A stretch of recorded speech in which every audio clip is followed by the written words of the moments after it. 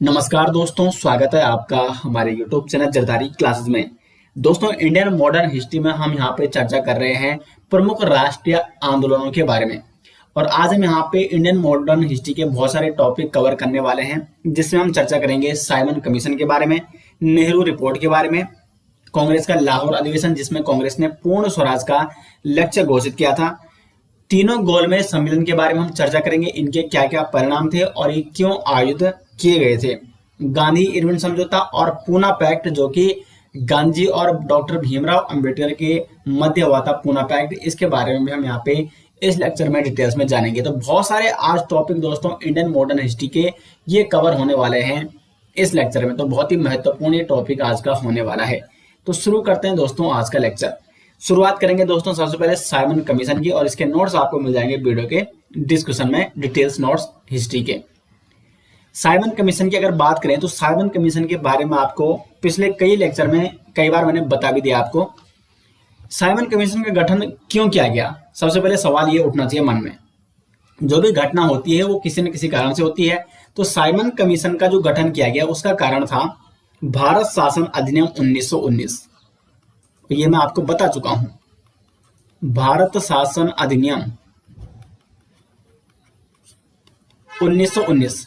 इसमें एक प्रावधान था दोस्तों कि जब अधिनियम पारित किया जाएगा तो उसके 10 वर्ष बाद एक आयोग गठित किया जाएगा, जो कि वहां पर देखा कि किस प्रकार भारत में अंग्रेज सरकार कार्य कर रही है, काम कर रही है, भारत की स्थिति में कितना सुधार हो रहा है, और भारत में उत्तरदायी शासन की दिशा में वो अपनी रिपोर्ट तैयार करेगा ये आयोग। तो इसको 10 साल बाद गठित किया जाना था, यानी 1919 में जब भारत शासन अधिनियम आया इसमें यह प्रावधान था, यानी 1929 में वैसे इस आयोग को गठित किया जाना था, लेकिन इसको 2 वर्ष पूर्व, 10 वर्ष पहले ही, यानी 2 वर्ष पूर्व इसको गठित किया गया। और साइमन कमीशन गठित किया जाता है 8 नवंबर 1927 को। 8 नवंबर 1927 को साइमन कमीशन आयोग की नियुक्ति की जाती है। किसके द्वारा? तो तत्कालीन जो भारत सचिव था, भारत राज्य सचिव बर्केनहेड, लॉर्ड बर्केनहेड के द्वारा 8 नवंबर 1927 को साइमन कमीशन की नियुक्ति की जाती है। इस आयोग का जो अध्यक्ष था उसका नाम था सर जॉन साइमन, और इसी के नाम पर फिर इसका नाम क्या पड़ा, साइमन कमीशन। इसमें 7 अन्य सदस्य भी थे दोस्तों, लेकिन ये सारे के सारे सदस्य, इसमें क्या है 7 सदस्य और भी थे, लेकिन सारे के सारे सदस्य कौन थे, अंग्रेज थे। और इसीलिए इसे क्या कहा गया, साइमन कमीशन को श्वेत कमीशन यानी व्हाइट कमीशन भी कहा गया। अब भारतीयों ने इसका विरोध किया, क्योंकि भारतीयों ने कहा कि इस आयोग में सारे के सारे क्या हैं, अंग्रेज हैं, इसमें किसी भारतीय को शामिल भी होना चाहिए था, क्योंकि सारे के सारे जो सदस्य थे अंग्रेज, वो अंग्रेज इंग्लैंड में रहते थे, और उन्हें यहाँ की भारत की परिस्थिति के बारे में, न भारत का भूगोल मालूम, न भारत की संस्कृति के बारे में उन्हें मालूम है, तो वो यहाँ पे कैसे बता पाएंगे कि भारत में भारत की स्थिति कैसी है और भारत की स्थिति में कितना सुधार हो रहा है। तो इसलिए साइमन कमीशन का विरोध किया गया, क्योंकि इसमें सारे के सारे सदस्य अंग्रेज थे, और उन्होंने वैसे भी वो सरकार के सारे क्या थे, सरकार से बंधे हुए थे, तो उन्होंने हर तरफ से सरकार की क्या करनी थी, तारीफ करनी थी। तो इसलिए भारत में साइमन कमीशन का विरोध किया गया। और कांग्रेस ने 1927 का जो मद्रास अधिवेशन था कांग्रेस का, एम ए अंसारी की अध्यक्षता में अधिवेशन हुआ था 1927 में, मद्रास अधिवेशन, और इसमें कांग्रेस ने साइमन कमीशन का पूर्ण बहिष्कार किया। तो प्रश्न पूछा जाता है कि कांग्रेस ने अपने किस अधिवेशन में साइमन कमीशन का पूर्ण बहिष्कार किया था, तो कांग्रेस ने 1927 के मद्रास अधिवेशन में एम ए अंसारी की अध्यक्षता में साइमन कमीशन का पूर्ण बहिष्कार किया था। 3 फरवरी 1928 को साइमन कमीशन बंबई पहुंचता है। यहां पर भारतीयों द्वारा साइमन कमीशन का विरोध किया जाता है। साइमन कमीशन गो बैक के नारे लगाए जाते हैं, और इसमें मैंने आपको पिछले लेक्चर में ही बताया था कि लाला लाजपत राय जो कि विरोध कर रहे थे साइमन कमीशन का, उन पर पुलिस द्वारा बर्बरता से लाठियां बरसाई जाती है और उनकी मृत्यु हो जाती है। और फिर किस प्रकार से भगत सिंह, राजगुरु और चंद्रशेखर आजाद जी के द्वारा किस प्रकार से उनकी मौत का बदला लिया जाता है, ये मैंने आपको पिछले लेक्चर में बता दिया है।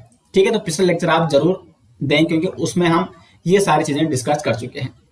तो 3 फरवरी 1928 को साइमन कमीशन बंबई पहुंचता है, और मई 1930 में साइमन कमीशन ने अपनी रिपोर्ट सौंपी।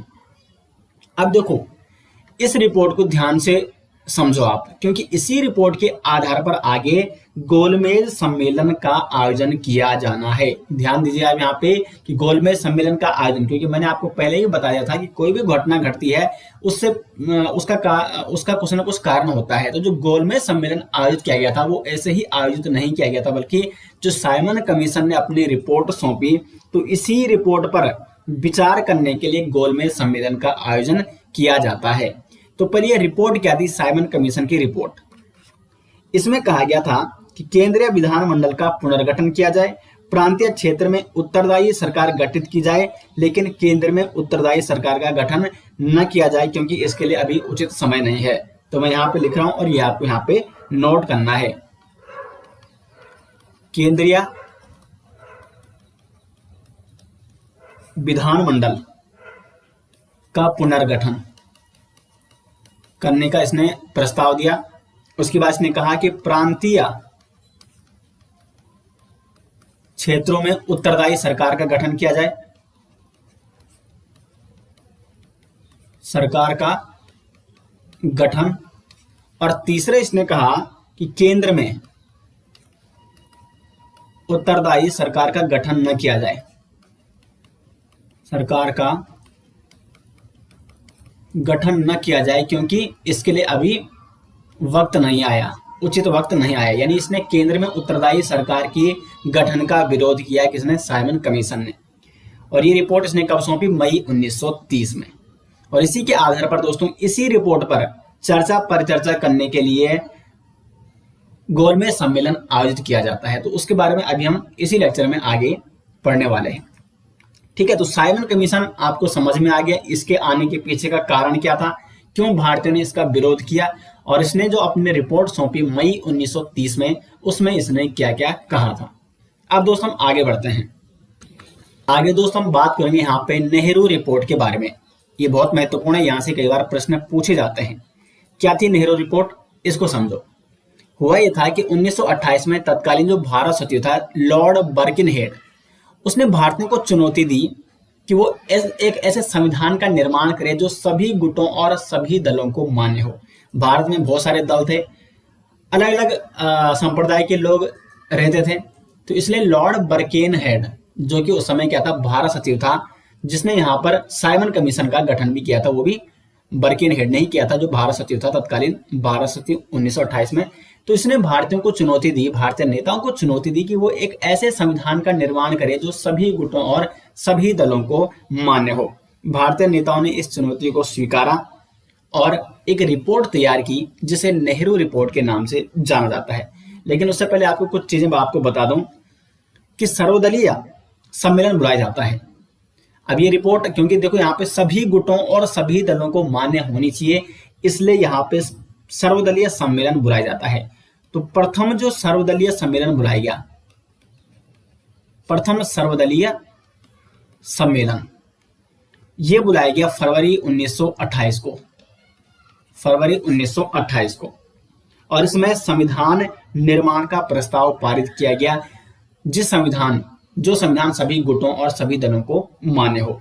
उसके बाद एक दूसरा यहाँ पे सर्वदलीय सम्मेलन आयोजित किया जाता है मई 1928 में। और इसमें क्या होता है कि इसमें मोतीलाल नेहरू, यह यहाँ पे मोतीलाल नेहरू, इनकी अध्यक्षता में एक समिति गठित की जाती है। इस समिति में सुभाष चंद्र बोस, अली इमाम, तेज बहादुर सप्रू, मंगल सिंह और अन्य यहाँ पे भारतीय नेता थे इस समिति में। और इसकी अध्यक्षता कौन कर रहे थे? इसकी अध्यक्षता कर रहे थे मोतीलाल नेहरू। तो इस समिति की अध्यक्षता कौन कर रहे हैं? मोतीलाल नेहरू। और फिर इस समिति के द्वारा दोस्तों अगस्त 1928 को एक रिपोर्ट सौंपी जाती है और ये रिपोर्ट कहलाती है नेहरू रिपोर्ट। तो नेहरू रिपोर्ट कब सौंपी गई? अगस्त 1928 को। और इस रिपोर्ट को कहा गया नेहरू रिपोर्ट, जो कि इस समिति के द्वारा, जिसकी अध्यक्षता कौन कर रहे हैं? मोतीलाल नेहरू। अब यहाँ पे आपको ये समझना है, क्योंकि अब यहाँ पे कंफ्यूजन हो सकता है कि नेहरू रिपोर्ट जवाहरलाल नेहरू की अध्यक्षता में प्रस्तुत की गई, नहीं, किसकी अध्यक्षता में? मोतीलाल नेहरू की अध्यक्षता में। वो जो समिति का गठन किया गया उसके अध्यक्ष कौन थे? मोतीलाल नेहरू। और फिर मोतीलाल नेहरू की अध्यक्षता वाली समिति के द्वारा एक रिपोर्ट यहाँ पे प्रस्तुत की जाती है अगस्त 1928 को, जिसे कहा जाता है नेहरू रिपोर्ट। अब देखो क्या थे इस नेहरू रिपोर्ट में, और साथ साथ आपको बता दूं कि नेहरू रिपोर्ट से बहुत सारे जो कांग्रेस में युवा कांग्रेसी नेता थे, उसमें सुभाष चंद्र बोस थे, उसमें जवाहरलाल नेहरू थे, वो कहीं ना कहीं असंतुष्ट थे। तो पहले नेहरू रिपोर्ट के बारे में यहाँ पे देख लेते हैं। नेहरू रिपोर्ट पर एक नजर डाल देते हैं। यहाँ पे हर चीज दोस्तों, मैं हर कॉन्सेप्ट आपका यहाँ पे कवर करने का प्रयास कर रहा हूँ, क्लियर करने का प्रयास कर रहा हूँ, ताकि आपको किसी भी पॉइंट पे कोई भी कंफ्यूजन न हो कि ऐसा क्यों हुआ था। क्या थी नेहरू रिपोर्ट? भारत को डोमिनियन स्टेट का दर्जा दिया जाए। डोमिनियन स्टेट मैंने आपको कई बार पॉलिटी में भी बता रखा है, यानी ये क्या होगा, ब्रिटेन का एक सह राज्य होगा। यानी बहुत सारे मामले ब्रिटेन के द्वारा देखे जाएंगे, कुछ मामले भारत सरकार द्वारा देखे जाएंगे, लेकिन भारतीयों को जो इस डोमिनियन स्टेट की भारतीय सरकार होगी उसको बार बार ब्रिटेन के पास जाना पड़ेगा कुछ निर्णयों के लिए। तो पूर्ण स्वतंत्रता की यहाँ पे इसमें बात नहीं कही गई, जो कि इस रिपोर्ट की सबसे बड़ी कमी थी। और इसी का विरोध किया था किसने? जवाहरलाल नेहरू और सुभाष चंद्र बोस और जो अन्य कांग्रेसी युवा नेता थे, जो राष्ट्रवादी नेता थे, उनका मत था कि भारत को पूर्ण स्वराज या पूर्ण स्वतंत्रता दी जानी चाहिए। लेकिन नेहरू रिपोर्ट में क्या कहा गया था? भारत को डोमिनियन स्टेट का दर्जा दिया जाए। उसके बाद सांप्रदायिक आधार पर पृथक निर्वाचन को समाप्त किया जाए। जो देखो 1909 में अधिनियम आया था, उसमें पहली बार मुस्लिमों के लिए पृथक निर्वाचन का प्रावधान था, और 1919 में जो अन्य यहाँ पे संप्रदाय थे उनके लिए भी पृथक निर्वाचन का प्रावधान किया गया। तो इस पृथक निर्वाचन जो ये प्रणाली थी, सांप्रदायिक आधार पर, धर्म के आधार पर, संप्रदाय के आधार पर, इसको समाप्त करने की बात की गई और संयुक्त निर्वाचन पद्धति की व्यवस्था की बात यहाँ पे की गई इस रिपोर्ट में। अब यहाँ पे समझो, पृथक निर्वाचन का मतलब ये होता है कि जैसे किसी एक संप्रदाय को अगर हम कहीं पे बात करें, जैसे कुछ क्षेत्र ऐसे होते हैं जैसे मुस्लिम बहुल क्षेत्र है, तो वहां पर केवल वोट डालने का अधिकार, मत देने का अधिकार किसको था? मुस्लिमों को ही था। यानी जिन संप्रदायों को ये अधिकार प्राप्त हुआ था उस समय। तो इस अधिकार का विरोध किया था नेहरू रिपोर्ट ने, और नेहरू रिपोर्ट ने कहा था कि संयुक्त निर्वाचन पद्धति की व्यवस्था की जाए, यानी जिसमें सारे लोग मिलकर वोट डालें। सिंध को बंबई से पृथक कर एक अलग प्रांत बनाने की सिफारिश की गई थी नेहरू रिपोर्ट के द्वारा। 19 मौलिक अधिकारों की यहाँ पे मांग की गई थी नेहरू रिपोर्ट के द्वारा, जिसमें वयस्क मताधिकार का अधिकार था, महिलाओं को समान अधिकार देने की बात कही गई थी, संघ बनाने की स्वतंत्रता की बात कही गई थी, और बहुत सारे अन्य अधिकार यहाँ पे, जिसमें कुल 19 मौलिक अधिकारों की बात की गई थी। केंद्र में द्विसदनात्मक व्यवस्था की बात की गई थी, और भाषाई आधार पर प्रांतों को गठन करने की बात की गई थी नेहरू रिपोर्ट में। तो जो यहाँ पे चैलेंज किया था किसने? लॉर्ड बर्गनेड ने उसको यहाँ पे चैलेंज को पूरा किया था नेहरू रिपोर्ट के माध्यम से भारतीयों ने। अब मैंने आपको बताया कि यहाँ पे जो नेहरू रिपोर्ट थी उसकी भी कुछ असंतुष्टियां थी, जिसमें जो कांग्रेस के युवा दल के नेता थे उस समय, जवाहरलाल नेहरू, सुभाष चंद्र बोस, जो प्रमुख राष्ट्रवादी नेता थे, इन्होंने नेहरू रिपोर्ट का विरोध किया, क्योंकि इन्हें डोमिनियन स्टेट की बात इन्होंने नहीं मानी। इनका मत था कि डोमिनियन स्टेट नहीं बल्कि भारत को पूर्ण स्वराज या पूर्ण स्वतंत्रता दी जाए।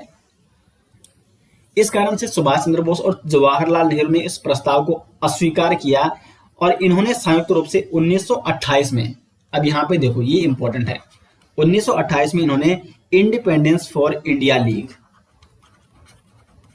इंडिपेंडेंस फॉर इंडिया लीग का गठन किया। तो प्रश्न बन सकता है कि 1928 में इंडिपेंडेंस फॉर इंडिया लीग का गठन किसके द्वारा किया गया? तो सुभाष चंद्र बोस और जवाहरलाल नेहरू जी के द्वारा संयुक्त रूप से, क्योंकि इस समय दोनों कांग्रेस में थे, कांग्रेस के युवा नेता थे। अब अगर हम मुस्लिम लीग की बात करें तो देखो यहाँ पे थी, तो ये सर्वदलीय सम्मेलन के द्वारा ये नेहरू रिपोर्ट तैयार की गई थी। लेकिन फिर यहाँ पे जो मुस्लिम लीग थी, जो जिन्ना थे, उसने क्या किया कि ये नेहरू रिपोर्ट को यहाँ पे ठुकरा दिया और एक अलग से 14 सूत्रीय मांग पेश की। यानी इस सर्वदलीय सम्मेलन से अब मुस्लिम लीग अलग हो चुकी है। तो अब हम पहले एक बार जिन्ना की जो 14 सूत्रीय मांग थी उन पर नजर डालते हैं। दोस्तों, आपको वीडियो कैसी लग रही कमेंट बॉक्स में जरूर बताएं, और आपको कहीं पर अगर कोई भी डाउट होता है तो आप कमेंट बॉक्स में बताएं। ठीक है, अभी हम इसके बारे में और आगे बताऊंगा मैं आपको कि नेहरू रिपोर्ट का अभी क्या किया जाएगा आगे। पहले यहाँ पे क्योंकि नेहरू रिपोर्ट की मांग को ठुकरा दिया है जिन्ना ने, मुस्लिम लीग ने, और जिन्ना ने अपनी यहाँ पे 14 सूत्रीय मांग पेश कर दी है। क्या था इसमें?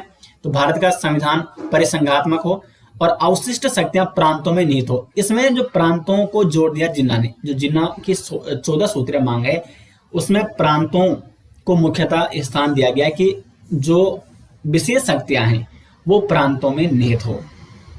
ठीक है, प्रांतों को एक समान स्वायत्ता दी जाए, समस्त विधानमंडलों और निर्वाचित निकायों में अल्पसंख्यकों का प्रतिनिधित्व हो, केंद्रीय विधानमंडल में मुसलमानों का प्रतिनिधित्व 1/3 की बात की गई, किसके द्वारा? जिन्ना के द्वारा। उसके बाद सांप्रदायिक संबंधों को प्रतिनिधित्व देने के लिए पृथक निर्वाचन मंडल की बात की गई। जो मुस्लिम बहुल क्षेत्र थे उन्हें प्रभावित न किया जाए, यानी अगर वहां पे पृथक निर्वाचन का सिद्धांत लागू हो रखा है तो उसको रहने दिया जाए। ये किसने कहा था? जिन्ना ने कहा था, जबकि नेहरू रिपोर्ट इसका विरोध कर रही थी कि पृथक निर्वाचन जो ये प्रणाली है उसको समाप्त करके संयुक्त निर्वाचन पद्धति को शुरू किया जाए। ठीक है, सभी संप्रदायों का धार्मिक स्वतंत्रता हो और यहाँ पे इस प्रकार से सिंध को मुंबई से पृथक किया जाए। ये नेहरू रिपोर्ट में भी देखने को मिला और इसमें भी देखने को मिला। तो ये यहाँ पे इसका आप स्क्रीनशॉट ले सकते हैं। जो महत्वपूर्ण फैक्ट थे वो मैंने आपको यहाँ पे बता दिए हैं। और ये 14 सूत्रीय मांग है। ठीक है, यहाँ पे आप देख सकते हैं 14 सूत्रीय मांग है। ये किसकी मांग थी? ये थी जिन्ना की 14 सूत्रीय मांग। अब यहाँ पे आपने देखा अभी तक कि क्या हुआ था कि मुस्लिम लीग भी अलग हो चुकी है, जिन्होंने अपनी अलग से 14 सूत्रीय मांगों का प्रस्ताव दे दिया है, और कांग्रेस का जो युवा राष्ट्रीय दल था उसने भी क्या कर दिया है? नेहरू रिपोर्ट से वो असंतुष्ट है। तो इसलिए एक निर्णय लिया गया यहाँ पे, दिसंबर 1928 को कलकत्ता अधिवेशन होता है कांग्रेस का और इसकी अध्यक्षता की जाती है मोतीलाल नेहरू जी के द्वारा। तो कलकत्ता अधिवेशन 1928 कांग्रेस का। ठीक है, कांग्रेस कलकत्ता अधिवेशन 1928, और इसकी अध्यक्षता कौन कर रहे हैं? तो इसकी अध्यक्षता कर रहे हैं मोतीलाल नेहरू। इसमें एक निर्णय लिया गया और इसमें कहा गया कि यदि सरकार 1 वर्ष की अंतर्गत 1 वर्ष की मोहलत दी गई सरकार को, 1 वर्ष का समय, और 1 वर्ष की मोहलत दी जाती है यदि सरकार 1 वर्ष के भीतर नेहरू रिपोर्ट की जो ये डोमिनेंट स्टेट पर आधारित ये जो संविधान बनाया गया है नेहरू रिपोर्ट के द्वारा, इसे लागू नहीं करती है तो कांग्रेस पूर्ण स्वतंत्रता की मांग करेगी, पूर्ण स्वराज की मांग करेगी। क्योंकि देखो, डोमिनेंट स्टेट का जो दर्जा नेहरू रिपोर्ट में कहा गया था, बहुत सारे जो कांग्रेस थे वो इससे सहमत थे, लेकिन बहुत सारे कांग्रेस इससे असहमत भी थे। तो फिर इसलिए एक यहाँ पे जो सम्मेलन होता है कांग्रेस का कलकत्ता अधिवेशन 1928 में, उसमें निर्णय लिया गया कि चलो 1 वर्ष का समय दे देते हैं अंग्रेज सरकार को, क्या वो इसमें कुछ निर्णय लेती है, जो ये डोमिनेंट स्टेट सहित ये जो संविधान बनाया गया है नेहरू रिपोर्ट के द्वारा भारतीयों ने, क्या वो इस पर कुछ निर्णय लेती है।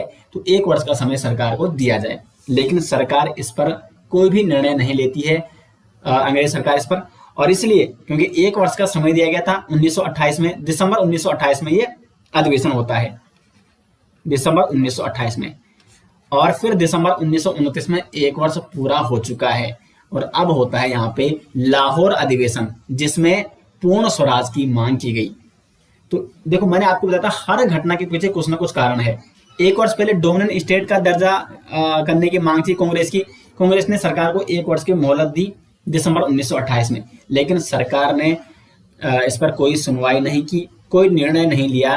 तो इसके बाद फिर 1 वर्ष बाद जो लाहौर अधिवेशन हुआ कांग्रेस का 1929 में, इसमें कांग्रेस ने पूर्ण स्वराज का लक्ष्य अपना घोषित किया। और इस लाहौर अधिवेशन की अध्यक्षता कौन कर रहे हैं? जवाहरलाल नेहरू। तो यहाँ पर ये याद करने के लिए वैसे आसान हो जाएगा, जो कलकत्ता अधिवेशन था 1928 का, दिसंबर 1928 का, उसकी अध्यक्षता कर रहे थे मोतीलाल नेहरू। और फिर दिसंबर 1928 में जो लाहौर अधिवेशन होता है उसकी अध्यक्षता कर रहे हैं जवाहरलाल नेहरू। अब हम यहाँ पे लाहौर अधिवेशन की बात करने वाले हैं। तो लाहौर अधिवेशन कब हुआ था? दिसंबर 1929 में। अध्यक्षता कर रहे हैं जवाहरलाल नेहरू। इस अधिवेशन में क्या क्या निर्णय लिए गए पहले ये देख लीजिए। तो नेहरू रिपोर्ट को निरस्त किया गया, क्योंकि नेहरू रिपोर्ट पर सरकार ने कोई भी निर्णय नहीं लिया। जो मोतीलाल नेहरू की अध्यक्षता में समिति द्वारा जो रिपोर्ट तैयार की गई थी, जिसे नेहरू रिपोर्ट कहा जाता है, तो उस नेहरू रिपोर्ट को कांग्रेस ने अपने लाहौर अधिवेशन 1929 में क्या कर दिया, निरस्त कर दिया। और उस नेहरू रिपोर्ट में थी डोमिनियन स्टेट की मांग, और यहाँ पर कांग्रेस ने अपना अब लक्ष्य घोषित कर दिया है पूर्ण स्वराज का, पूर्ण स्वतंत्रता यानी पूर्ण स्वराज का लक्ष्य पहली बार घोषित कब किया कांग्रेस ने, तो लाहौर अधिवेशन 1929 में। गोलमेज सम्मेलन को बहिष्कार करने की बात की गई यहाँ पे, क्योंकि गोलमेज सम्मेलन जो आयोजित किया जा रहा था वो किसकी रिपोर्ट पर आयोजित किया जा रहा था, साइमन कमीशन की रिपोर्ट पर। और साइमन कमीशन का ऑलरेडी यानी पहले ही कांग्रेस ने क्या कर दिया था, विरोध कर दिया था, बहिष्कार कर दिया था। बहुत सारे भारतीयों ने भी साइमन कमीशन का बहिष्कार किया, और इसलिए गोलमेज सम्मेलन का भी बहिष्कार किया गया कांग्रेस के द्वारा। किस अधिवेशन में, लाहौर अधिवेशन में। और नेक्स्ट है इसमें कांग्रेस सदस्यों को काउंसिल के चुनाव में भाग लेने से मना कर दिया गया लाहौर अधिवेशन में। उसके बाद लाहौर अधिवेशन में कुछ अन्य महत्वपूर्ण घटनाएं देखने को मिलती है। 31 दिसंबर 1929 की मध्य रात्रि को रावी नदी के तट पर पहली बार तिरंगा फहराया जाता है।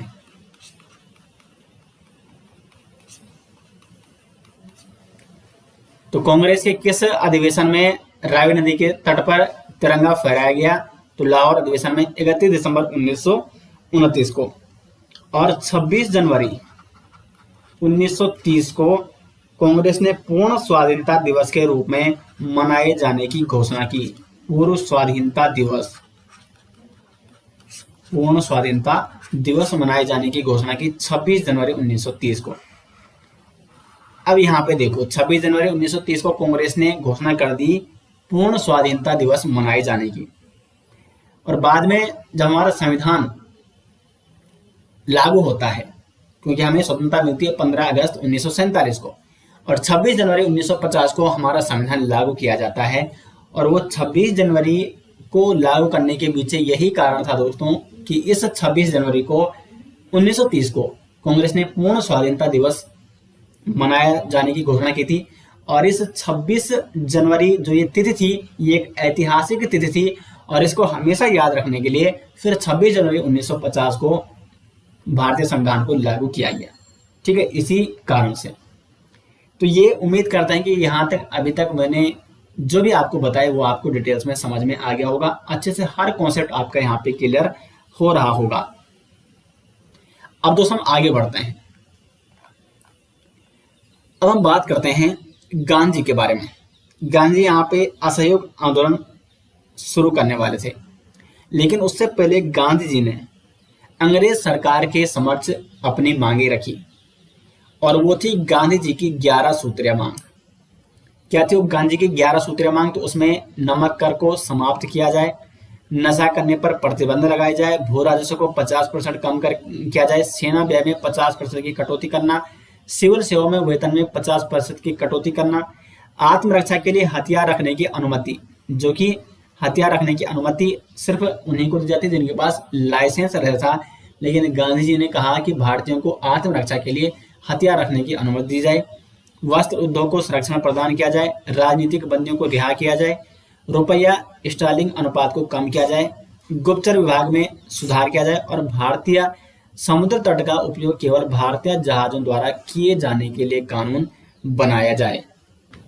तो गांधी जी ने अंग्रेज सरकार के समक्ष अपनी ये 11 सूत्रीय मांगे रखी, लेकिन फरवरी 1930 तक सरकार ने इस पर कोई निर्णय नहीं लिया, और उसके बाद गांधी जी फिर विवश हो जाते हैं आंदोलन करने के लिए, और गांधी यहाँ पे शुरू करते हैं अपना सविनय अवज्ञा आंदोलन।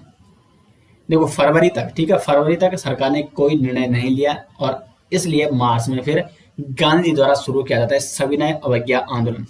और सविनय अवज्ञा आंदोलन की शुरुआत होती है दांडी मार्च के रूप में। दांडी मार्च जो कि 12 मार्च 1930 से लेकर 6 अप्रैल 1930 तक किया गया गांधी द्वारा। गांधी ने 12 मार्च 1930 को अहमदाबाद के साबरमती आश्रम से 78 सत्याग्रही थे उनके साथ, और इनके साथ इन्होंने दांडी की और पैदल यात्रा शुरू की। सुभाष चंद्र बोस ने इस यात्रा की तुलना की थी नेपोलियन की एल्वा से पेरिस तक की जाने वाली यात्रा। और 6 अप्रैल 1930 को महात्मा गांधी दांडी पहुंचते हैं और यहाँ पर उन्होंने नमक कानून तोड़ा। अब देखो यहाँ पर सविनय अवज्ञा आंदोलन की शुरुआत गांधी जी ने दांडी मार्च से, क्योंकि नमक कानून तोड़ने के लिए यहाँ पे गांधी ने ये मार्च, क्योंकि इसके पीछे का मुख्य कारण ये था कि नमक ऐसी चीज है दोस्तों, नमक से हर वर्ग जुड़ा था, अमीर वर्ग, मध्यम वर्ग, गरीब वर्ग, किसान वर्ग, मजदूर वर्ग, सारे कहीं ना कहीं नमक से जुड़े हुए थे। और उस समय क्या होता था कि नमक उत्पादन पर सरकार का एकाधिकार था। नमक उत्पादन सिर्फ कौन कर सकती थी? अंग्रेज सरकार कर सकती थी, और किसी को भी नमक बनाने का अधिकार नहीं था। नमक बनाना किसी अन्य के लिए गैर कानूनी था। इस कारण से गांधी ने यहाँ पे नमक कानून तोड़ा 6 अप्रैल 1930 को दांडी मार्च के माध्यम से। 12 मार्च को ये दांडी के लिए रवाना होते हैं 78 सत्याग्रहियों के साथ साबरमती आश्रम से। पैदल यात्रा इन्होंने शुरू की और 6 अप्रैल 1930 को ये दांडी पहुंच जाते हैं और यहाँ पर वो नमक कानून तोड़ते हैं। जैसे ही गांधी के द्वारा नमक कानून तोड़ा गया, समस्त देश में सत्याग्रह प्रारंभ हो गया, नमक कानून तोड़ने का सत्याग्रह, और हर जगह लोग नमक बनाने लग गए। उसके बाद गांधी का सविनय अवज्ञा आंदोलन शुरू हो चुका था और फिर अंग्रेज सरकार ने क्या किया, 4 मई 1930 को गांधी को गिरफ्तार किया, गिरफ्तार कर लिया और 25 जनवरी 1931 को कांग्रेस के नेताओं को भी, जो कांग्रेस के प्रमुख नेता थे,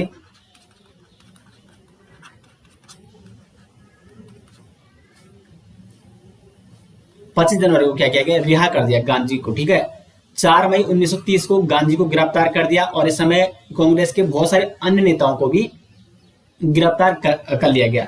लेकिन फिर 25 जनवरी 1931 को गांधी के साथ कांग्रेस के अन्य नेताओं को भी बिना शर्त रिहा कर दिया। अब यहाँ पे रिहा क्यों किया जा रहा है, इसका कारण अभी आपको आगे पता चलेगा, क्योंकि जब प्रथम गोलमेज सम्मेलन हुआ तो उसमें कांग्रेस ने हिस्सा नहीं लिया और उसका कोई ठोस परिणाम वहां पर नहीं निकला। ब्रिटिश सरकार को यह एहसास हो गया था कि अगर भारत के संबंध में कोई निर्णय लेना है तो उसमें कांग्रेस को शामिल करना जरूरी है। तो इसलिए फिर 25 जनवरी 1931 को गांधी के साथ कांग्रेस के अन्य प्रमुख नेताओं को रिहा कर दिया जाता है और फिर एक सम्मेलन होता है, एक पैक्ट होता है, गांधी इरविन पैक्ट, जिसमें फिर कांग्रेस को द्वितीय गोलमेज सम्मेलन में भाग करने के लिए कहा जाता है, भाग लेने के लिए कहा जाता है। तो यहाँ तक आप समझ गए कि गांधी को फिर 25 जनवरी 1931 को रिहा क्यों किया गया। तो ये तो हो गया यहाँ पे दांडी मार्च। अब हम आगे गोलमेज सम्मेलन के बारे में बात करने वाले हैं। तो 3 गोलमेज सम्मेलन होते हैं।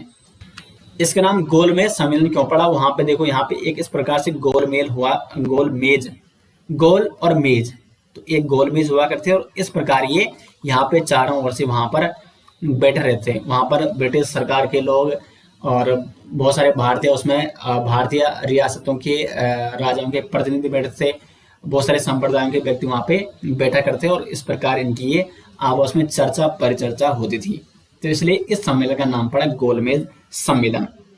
गोलमेज सम्मेलन के बारे में आपको पहले ही बता दिया है कि गोलमेज सम्मेलन क्यों आयोजित किया जा रहा है यहाँ पे, क्योंकि साइमन कमीशन ने जो अपनी रिपोर्ट दी है सरकार को, तो साइमन कमीशन की रिपोर्ट के आधार पर संवैधानिक मुद्दों पर चर्चा करने के लिए आयोजित किया जा रहा है गोलमेज सम्मेलन। तो प्रथम गोलमेज सम्मेलन आयोजित किया गया 12 नवंबर 1930 से लेकर 13 जनवरी 1931 तक, और ये सम्मेलन साइमन कमीशन द्वारा सुझाए गए सुधारों पर विचार करने के लिए आयोजित किया गया। अब देखो, इस सम्मेलन में कांग्रेस ने क्या किया, कांग्रेस ने इस सम्मेलन का बहिष्कार किया। कांग्रेस ने किया इसका बहिष्कार। लाहौर अधिवेशन में भी कांग्रेस ने गोलमेज सम्मेलन का बहिष्कार कर दिया था। तो इसलिए प्रथम गोलमेज सम्मेलन में कांग्रेस ने भाग लेने से इनकार कर दिया, इसका बहिष्कार कर दिया। इस समय भारत का वायसराय कौन है? प्रथम गोलमेज सम्मेलन में भारत का वायसराय है लॉर्ड इरविन, और उस समय इंग्लैंड का पीएम है जेम्स रेमजे मैकडोनाल्ड, और ब्रिटेन का पीएम कौन है, वो है जेम्स रेमजे मैकडोनाल्ड मैकडोनाल्ड। अब देखो परिणाम क्या निकला प्रथम गोलमेज सम्मेलन का। तो इसमें विभिन्न दलों के जो प्रतिनिधि वहां पर गए थे उन्होंने अपने व्यक्तिगत हितों के पक्ष में प्रयासरत रहे, और इसका कोई भी विशेष ठोस परिणाम यहाँ पे देखने को नहीं मिला, क्योंकि सभी अपने यहाँ पे व्यक्तिगत हितों की यहाँ पर बात कर रहे थे। तो इस प्रथम गोलमेज सम्मेलन में जब कांग्रेस शामिल नहीं हुई तो ब्रिटिश सरकार को ये यहाँ पे अनुभव हो गया कि अगर भारत के संबंध में कोई निर्णय लेना है, कोई ठोस कदम उठाना है, तो कांग्रेस को भी शामिल करना ही होगा यहाँ पर, क्योंकि कांग्रेस में सभी समुदाय के लोग थे, सभी वर्ग के लोग उस समय शामिल थे।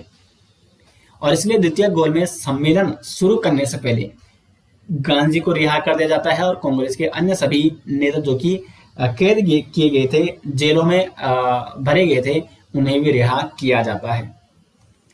और इस बीच होता है प्रथम गोलमेज सम्मेलन और द्वितीय गोलमेज सम्मेलन के बीच होता है एक समझौता, जिसे कहा जाता है गांधी इरविन समझौता।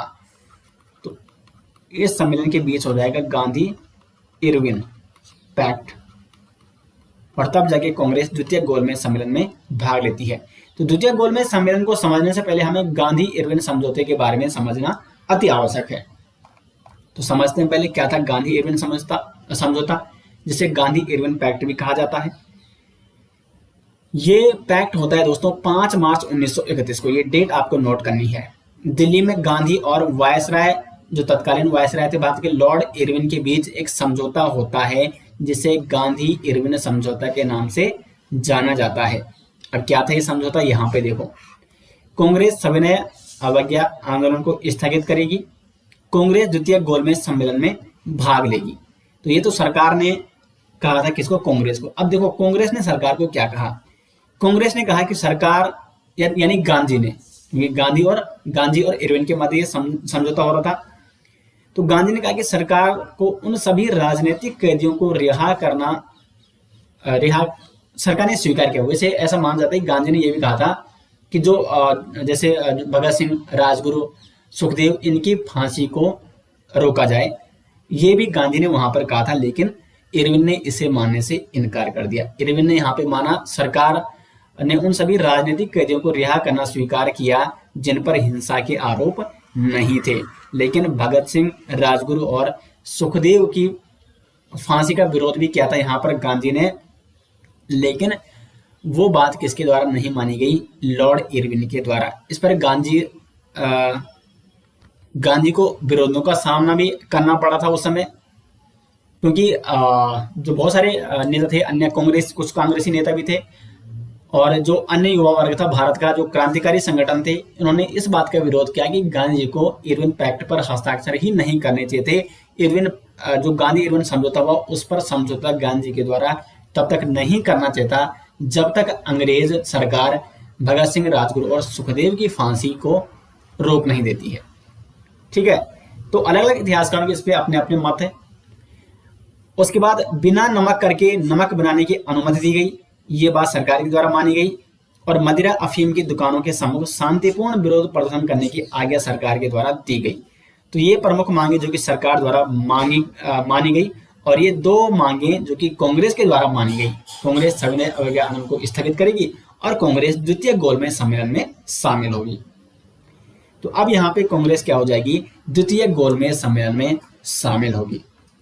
तो अब हम चर्चा करेंगे यहाँ पे द्वितीय गोलमेज सम्मेलन की, जो कि 7 सितंबर 1931 से लेकर 1 दिसंबर 1931 के मध्य हुआ। गांधी रवाना होते हैं 29 अगस्त 1931 को राजपुताना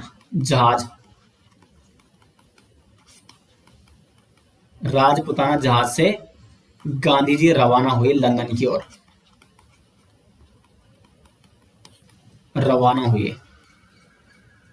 कब निकले गांधी? 29 अगस्त 1931 को राजपुताना नामक जहाज से गांधी लंदन के लिए रवाना हुए, क्योंकि जो गोलमेज सम्मेलन आयोजित किया जा रहा था ये लंदन में ही आयोजित किया जा रहा था।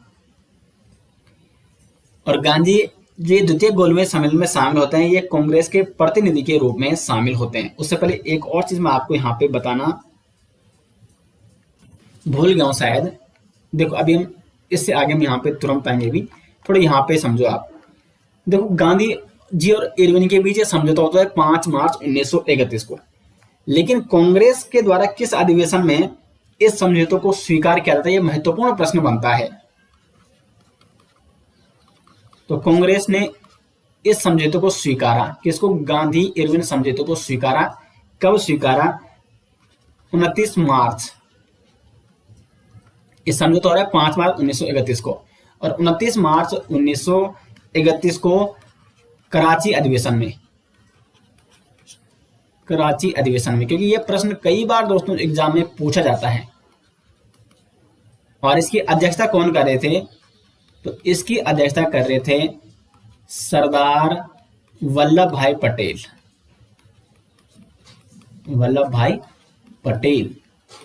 तो कांग्रेस ने कराची अधिवेशन 1931 में गांधी इरविन समझौते को स्वीकार किया। तो यही चीज मैं बताना आपको भूल गया था। तो फिर कांग्रेस ने गांधी को कहा कि वो कांग्रेस के प्रतिनिधि बनकर द्वितीय गोलमेज सम्मेलन में शामिल होंगे, और 29 अगस्त 1931 को राजपुताना नामक जहाज से गांधी रवाना होते हैं लंदन के लिए। इसमें बहुत सारे अन्य भारतीय नेता भी शामिल थे, मदन मोहन मालवीय और डॉक्टर भीमराव अंबेडकर। डॉक्टर भीमराव अंबेडकर दोस्तों तीनों गोलमेज सम्मेलन में शामिल होते। एक प्रश्न बनता है कि ऐसे कौन से भारतीय नेता थे जिन्होंने तीनों गोलमेज सम्मेलन में हिस्सा लिया था, तो वो थे डॉक्टर भीमराव अंबेडकर। अब यहाँ पे जब द्वितीय गोलमेज सम्मेलन हो रहा है तो इसमें भीमराव अंबेडकर ने दलितों हेतु पृथक निर्वाचन की बात वहां पर कही, लेकिन इसका गांधी ने विरोध कर दिया, और फिर आपसी मतभेद यहाँ पे सामने आए द्वितीय गोलमेज सम्मेलन में, जिसके कारण द्वितीय गोलमेज सम्मेलन भी असफल रहा। और गांधी फिर 29 दिसंबर 1931 को भारत लौटकर इन्होंने फिर से सविनय अवज्ञा आंदोलन की शुरुआत कर दी। जब गांधी इरविन समझौता क्या हुआ था कि कांग्रेस सविनय अवज्ञा आंदोलन को स्थगित कर देगी, लेकिन जब द्वितीय गोलमेज सम्मेलन में गांधी कांग्रेस के प्रतिनिधि के रूप में जाते हैं, लेकिन वहां पर कोई ठोस परिणाम देखने को नहीं मिलता है, वहां पर आपसी मतभेद बढ़ जाते हैं।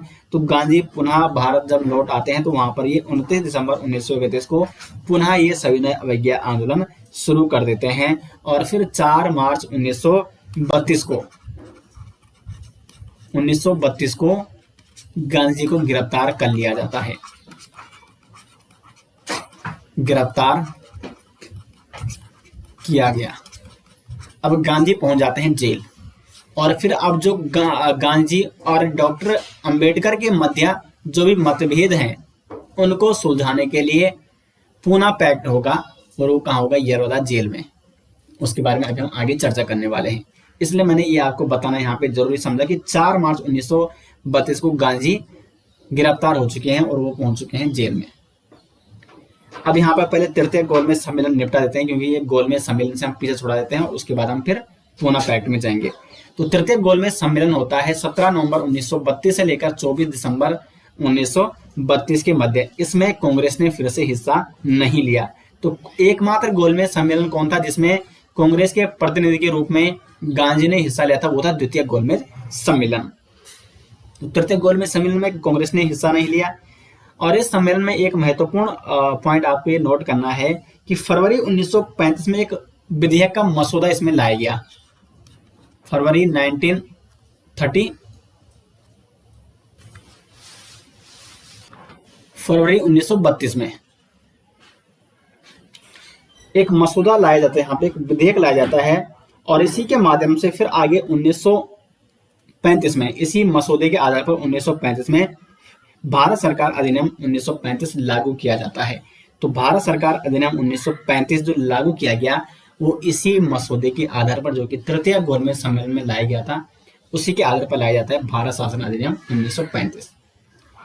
उम्मीद करते हैं कि आपको तीनों गोलमेज सम्मेलन यहाँ पे समझ में आ गए होंगे। हमने यहाँ पे गांधी इरविन समझौता की भी बात कर दी। अब एक चीज यहाँ पे निकल के क्या आ रही है, द्वितीय गोलमेज सम्मेलन में गांधी और अंबेडकर के बीच में मतभेद हो चुके हैं, किस हेतु?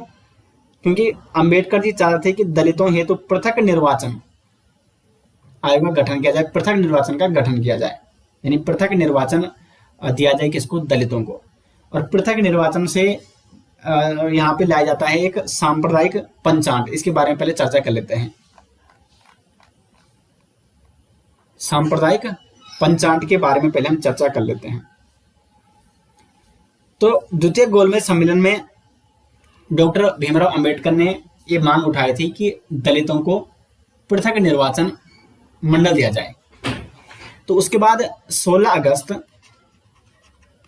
1932 उसमें ब्रिटेन के तत्कालीन प्रधानमंत्री जो था रैमजे मैकडोनाल्ड, इसने सांप्रदायिक पंचायत की घोषणा की। ब्रिटेन पीएम मैकडोनाल्ड ने सांप्रदायिक पंचायत की घोषणा की। अब क्या था ये सांप्रदायिक पंचायत? तो इसमें भारतीय मताधिकार समिति के आधार पर इसे लाया गया था। ये भी अब समिति, किस समिति की रिपोर्ट पर या सिफारिश पर यह सांप्रदायिक पंचायत घोषित किया गया? लोथियन समिति। लोथियन समिति ये महत्वपूर्ण है। तो लोथियन समिति की रिपोर्ट के आधार पर सांप्रदायिक पंचायत की घोषणा की जाती है। इस समिति को भारतीय मताधिकार समिति भी कहा जाता है। और इसमें कहा गया कि अल्पसंख्यकों और दलित वर्गों के लिए अलग निर्वाचक मंडल और आरक्षित सीटों को शामिल किया जाएगा। तो इसमें बात कर रहा है दलितों हेतु पृथक निर्वाचक मंडल।